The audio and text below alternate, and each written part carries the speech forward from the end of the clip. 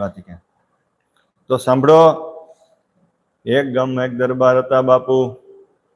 બાપુ ખૂબ આનંદથી પોતાના મહેલમાં રહેતા અને જે કોઈ મહેમાન આવે એને ખૂબ મહેમાન ગતિ માણતા, મહેમાન ગતિ કરતા અને મહેમાન ગતિ કરે અને મહેમાનને જ્યારે વળાવે ને ત્યારે બાપુ એને 2 ખાસરા મારતા.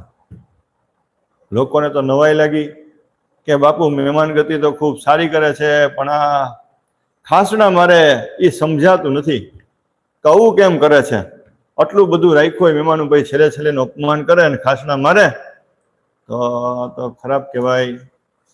એટલે એ કોક ભૂદેવ એને વિચાર આવ્યો કે આનું તપાસ કરવી પડશે કે ભાઈ શું કારણથી બાપુ આવું કરે છે.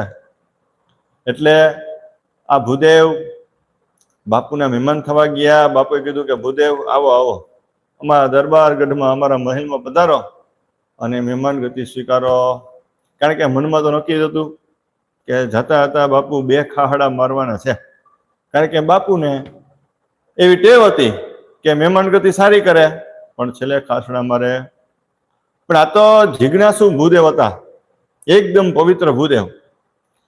એ રોકાણા તો રાણીવાસમાંથી